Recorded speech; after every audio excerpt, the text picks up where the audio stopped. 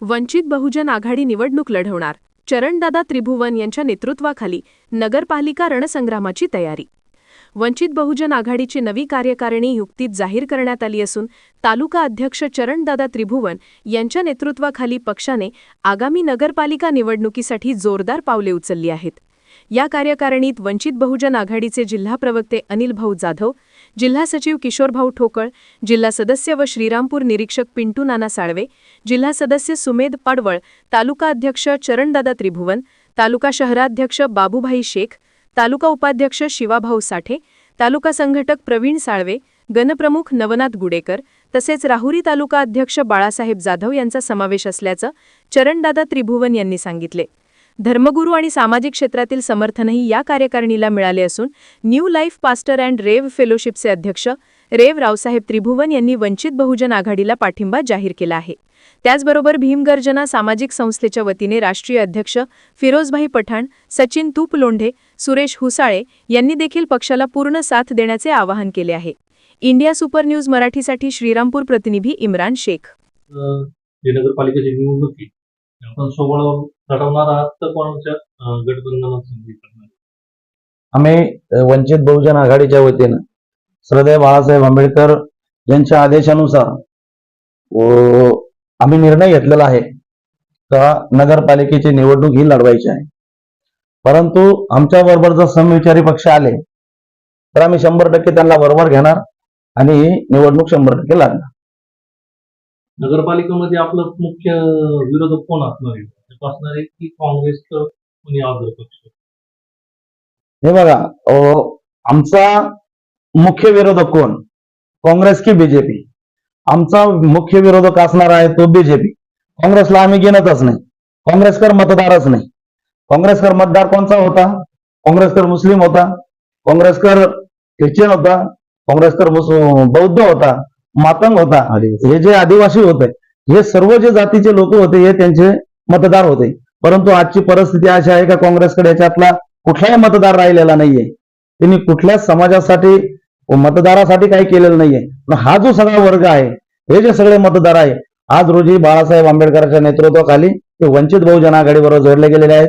म्हणून आमचा जो मुख्य विरोधक आहे तो बीजेपी आहे। आम्ही त्याच्याबरोबर लढणार आहोत आणि त्याच्याबरोबर लढून आम्ही श्रीरामपूरमध्ये इतिहास घडवणार आहोत आणि आमचा उमेदवार हा आम्ही निवडून आणणार आहोत। आमचे नगरसेवक देखील आम्ही निवडून आणणार आहोत। मी तुम्हाला ठामपणे सांगतो का या श्रीरामपूरचा नगराध्यक्ष हा वंचित बहुजन आघाडीचा असेल।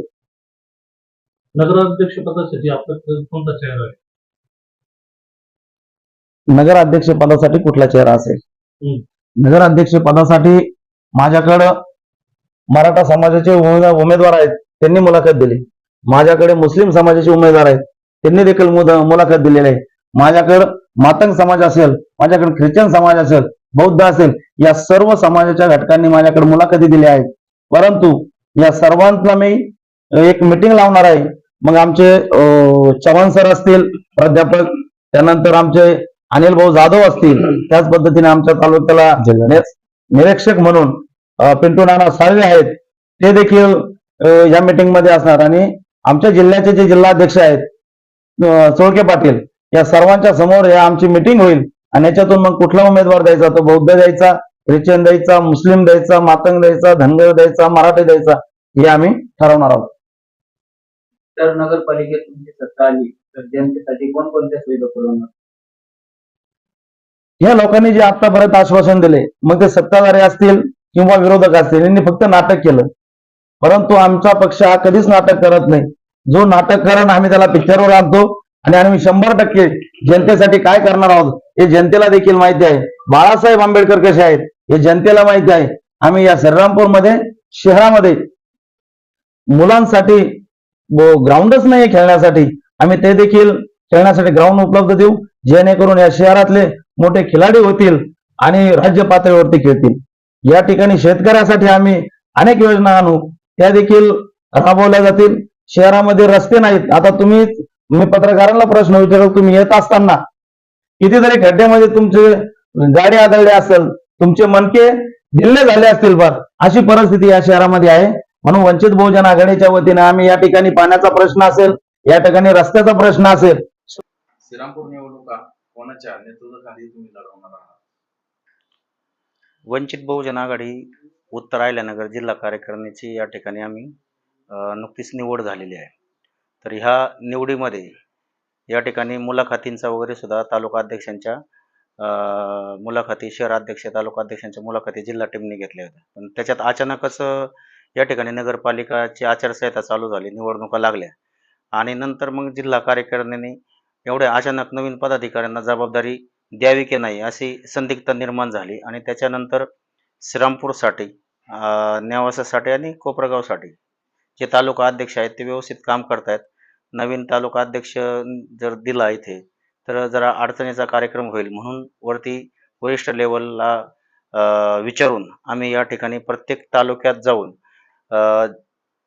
निवडणूक जी नगरपालिका आहे ती आम्ही त्या स्थानिक कोणाच्या नेतृत्वाखाली लढवायची अशा बैठका चालू आहेत. त्याच्यामध्ये आता ही श्रीरामपूरमध्ये पत्रकार परिषद घेऊन या ठिकाणी आमचे जे काही जुने तालुका अध्यक्ष आहेत चरणदादा त्रिभुवन हे पक्षाशी एकनिष्ठ आहेत, त्यांचं काम चांगलं आहे आणि त्यांच्याकडं आत्ता सध्या सेटअप सुद्धा तयार आहे की इथं नगरपालिकेचे उमेदवार, नगराध्यक्षाचा उमेदवार आणि त्याच्यामुळं जिल्हा टीमने या ठिकाणी त्यांच्यावरच विश्वास ठेवलेला आहे आणि तालुका अध्यक्ष चरणदादा त्रिभुवन यांच्या नेतृत्वाखालीच नगरपालिका आणि येणाऱ्या जिल्हा परिषद पंचायत समिती निवडणुका लढवल्या जाणार आहेत.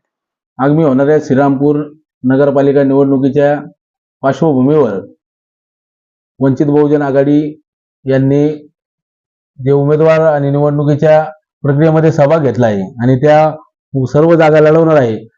सर्व उमेदवारांना व वंचित बहुजन आघाडीनं आमच्या भीमगर्जना सामाजिक संघटनेच्या वतीने आम्ही या ठिकाणी जाहीर पाठिंबा व्यक्त करतो व सर्व मुस्लिम बांधवांना व सर्व दलित बहुजन बांधवांना आमची हात जोडून कळकळीची विनंती आहे की सर्वांनी वंचित बहुजन आघाडींना च्या सर्व उमेदवारांना भरघोस मतांनी विजय करावं, प्रभागाची व आपल्या शहराची सेवा करण्याची संधी देण्यात यावी ही माझी कळकळीची विनंती. श्रीरामपूरमध्ये श्रीरामपूर नगरपालिकेच्या ज्या निवडणुका होत आहेत त्यासाठी वंचित बहुजन आघाडी जे मोठ्या ताकदीने उभा राहिलेली आहे त्या वंचित बहुजन आघाडीच्या प्रत्येक उमेदवाराला त्याचप्रमाणे नगराध्यक्षाच्या पदासाठी जे उभा राहत आहे त्यांना new life pastor and reverend फेलोशिपच्या वतीने आम्ही पूर्ण ताकदीने जाहीर पाठिंबा देत आहोत. धन्यवाद.